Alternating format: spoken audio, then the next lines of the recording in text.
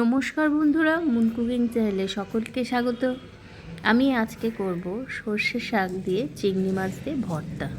তো দেখছেন আমি এখানে সর্ষে শাক নিয়ে নিয়েছি।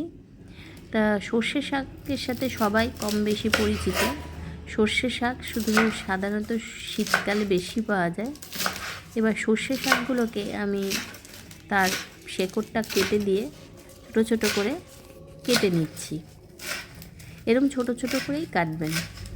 কেটে এটাকে আমি সব শাক কেটে নেওয়ার পর ধুয়ে পরিষ্কার করে নিয়েছি। এবার আমি নিয়েছি কিছু চিংড়ি মাছ।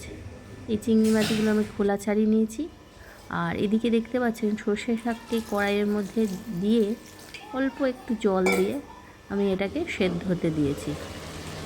জল অল্প দেবেন, বেশি দেবেন না, যাতে শাক আর জল একসাথেই শুকিয়ে যায়। এবার এটাকে মিক্সিতে দিয়ে আমি একটা পেস্ট বানিয়ে নিয়েছি। এখানে দিয়েছি কড়াইতে সর্ষের তেল দিয়ে এর মধ্যে প্রথমেই দিচ্ছি 5-6টা রসুন থেতো করে নিয়েছি, সেটা দিয়ে দিয়েছি। তারপর দিয়েছি একটা পেঁয়াজ। এটা দিয়ে নেড়ে কিছুক্ষণ ভেজে নিয়েছি লাল করে।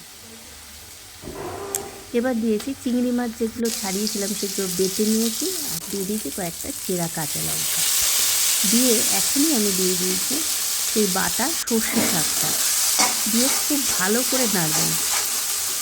এই সময় আপনি দিয়ে দেবেন পরিমাণ মতো নুন আর পরিমাণ মতো হলুদ দিয়ে এগুলোকে আমি খুব ভালো করে নেড়ে জলটাকে পুরো শুকিয়ে নিয়েছি। হয়ে গেছে আমার। খেতে অপূর্ব হয়। গরম ভাতে খেলে আপনার আবার করে খেতে ইচ্ছা করবে। যদি আমার এই রেসিপিটা ভালো লাগে তাহলে লাইক করবেন, শেয়ার করবেন, সাবস্ক্রাইব করবেন। সত্যি খুব ভালো লাগবে, করে একবার খাবেন।